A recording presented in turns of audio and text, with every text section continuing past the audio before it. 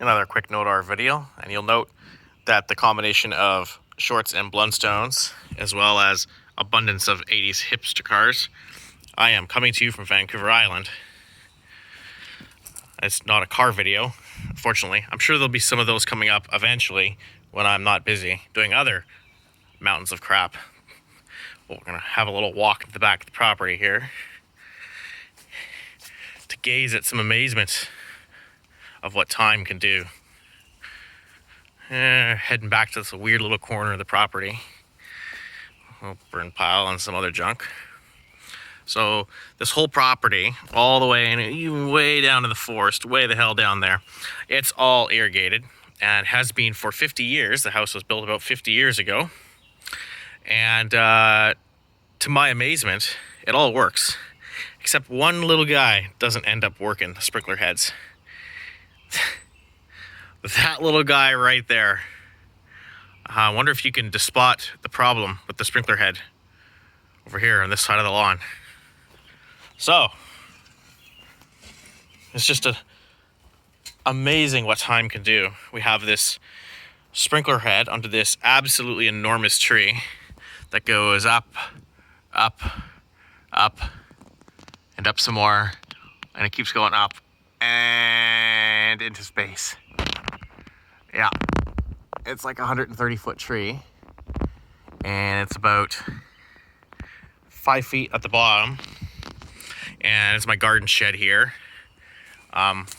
which it's also lifting up off its foundation because of absolutely how enormous this thing is. So anyway, out of all the 70 some odd sprinkler heads in this whole bloody property, this little guy is the only one that managed to get effed over 50 years. You can see that, I mean, I don't know how big this tree was or if it was even there when they put the sprinkler head. It must have been. This tree had to be in here when the sprinkler head went in because this tree is more than 50 years old. So they must have put this mighty close to this smaller tree.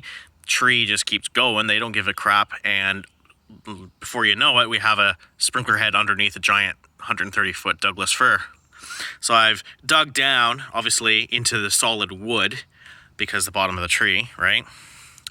About 1.5 feet, and it's hard to figure out where grade even is here because, you know, 50 years plus all this stuff growing, you know, this giant forest wasn't this big 50 years ago.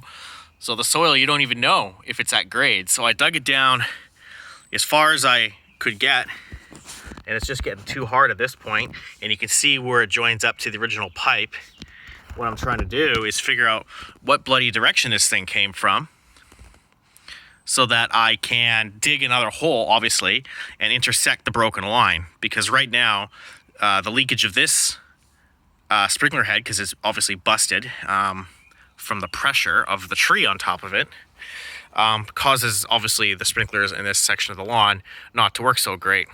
And being as though it's 1 billion degrees outside, it'd be wise to fix this before it gets too much worse. So, yeah, I'm not having a hell of a lot of luck here. I mean, I've gone down as far as I can until I'm in solid wood, basically, at this point.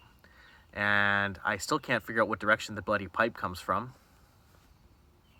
So it might be time to get the old chainsaw out and just give it a little bit of a zippy. Maybe widen up that wood there a little bit, even though I don't really want to get my chainsaw into there because dirt and chainsaws maybe aren't the best thing. But nevertheless, I've got to figure out if it comes from this way, or that way, or that way, or that way. Because at this point, I haven't a bloody clue. So yes, irrigation repair coming to you from Nodarperformance.